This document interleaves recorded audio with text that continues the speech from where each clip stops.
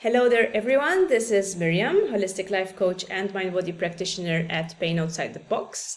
And today I'm going to be explaining to you why it's not always a good idea to be positive. Now you might ask me, but you're a mind body coach who is really positive that people can heal their chronic pain and symptoms. And yes, that's true. And that's because I know for a fact that chronic pain and symptoms, 85 to 90% of them are reversible, and that makes positivity in this regard valid. Like, I know that's possible, and I also know that believing that and being positive in recovery can really help the individual.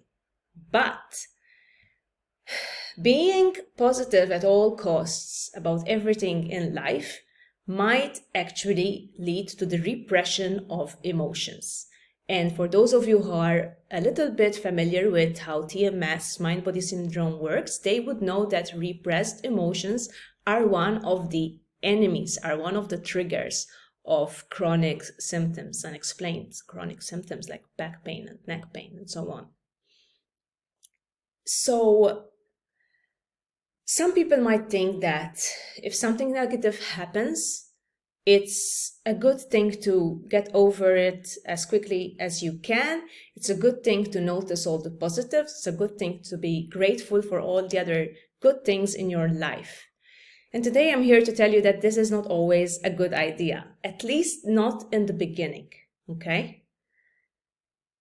We find that people who do not effectively feel their negative emotions, who do not process their emotions, and who attempt to move on too soon or to downplay any negativity in their lives may be more prone to developing mind-body syndrome.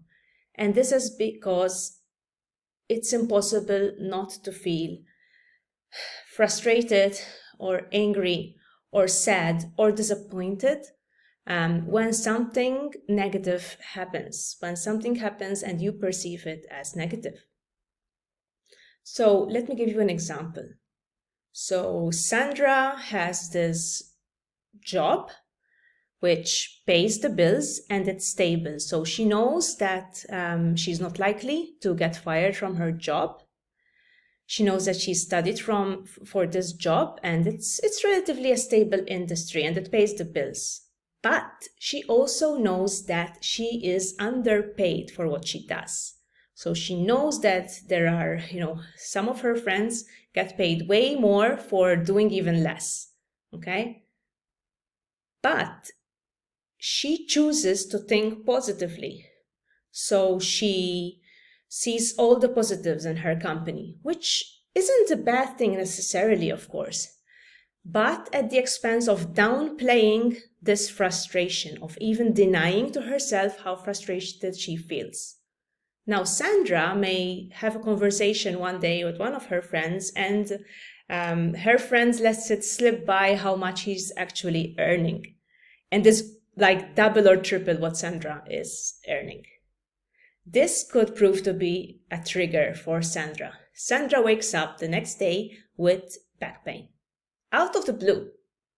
And of course, she doesn't make the link because she doesn't know about mind-body syndrome. She doesn't even know that she was triggered, or she's not completely aware of it. So this is what I mean by, acknowledging our negative emotions. When you feel that something is not right, when you have this feeling in your chest, in your throat, in your stomach, that, something is off. Okay, I'm not telling you to let this feeling transport you to negativity and victimhood, because that's the other side of the coin, when we allow something negative to totally take over. But when we start to feel these uncomfortable feelings of rage, sadness, disappointment, frustration, it's a good time to explore them. It's a good time to sit down and ask ourselves, what is really bothering us? What is frustrating us? And to spend some time, if necessary, writing down our frustrations, okay, as part of journaling work, or it can even be just a list of things that, at the moment they're not sitting down well with us. And it's important not to fall into one of these two pitfalls when we undertake this kind of journaling or self-awareness work. And one of them is not to end up downplaying or sugarcoating the situation. So not to end up, making light of it. You need to actually express how you're feeling about it, what's triggering you. Even if you end up reframing it at the end, but you still need to be super clear on how it's affecting you and on whether or not you might need to take action. Okay? And the other pitfall that one can fall into is comparison. So comparing your situation to someone else's situation who seems to be way worse than yours. Okay? It is true. It helps you gain some perspective, but the inner child, the unconscious, doesn't care what someone else is going through. It doesn't care that someone else is going through something way worse. What it cares is what you're getting. Are you getting what you deserve? Are you getting what you want? Or aren't you? That's what frustrates it, and that's what causes a buildup of frustration and rage, which, if ignored, can end up creating mind-body symptoms. Okay? So this is what we call doing the work in the TMS world. It's to, first off, acknowledge your frustration, acknowledge your grief, acknowledge your disappointments, okay? Don't try to make light of them immediately, okay? And it's not even about making light of a situation later either.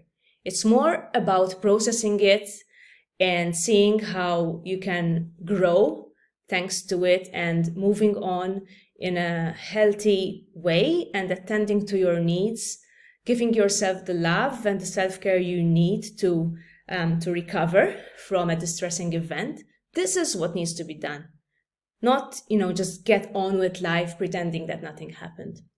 That is the recipe for mind-body syndrome.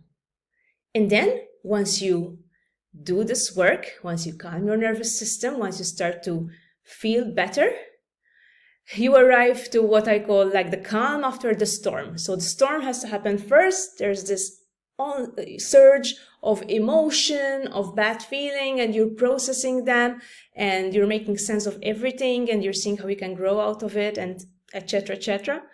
And then you will start to feel a little bit calmer, okay? It's not always linear, okay? So it might just go up and down in the beginning until you totally calm down the nervous system and allow yourself time.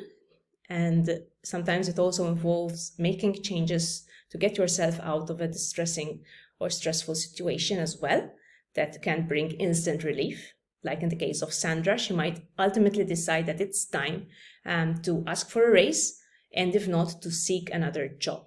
And it takes courage, of course, to change sometimes. We have all these beliefs and fears regarding change, fearing that things won't work out, fearing that we're better where we are, rather than, doing something which will lead us to the unknown. But in a lot of cases, that's not the case. When you are feeling uncomfortable, really bad and frustrated about something, that's a sign that you need to do something. Okay? So after you've done all this work, you've processed everything, then you might look at the positives as well, of course. Be grateful for all the wonderful things you can enjoy already. So notice, whatever you like about life. Appreciate your friends, your partners, by all means. But don't do this at the expense of ignoring those uncomfortable feelings. Okay, that's all from today. If you feel like you need more self-alignment and self-awareness work to help you with your chronic pain journey, I'd like to remind you that I also run an online recovery program, which is totally self-paced. It can be combined with a coaching session with me if you feel like, but otherwise you'll get access to step-by-step lessons and resources that will give you more insight and will get you to do this self-awareness work that I've been talking about in this video. So that's all from me for today. I'll see you again next time. Bye-bye.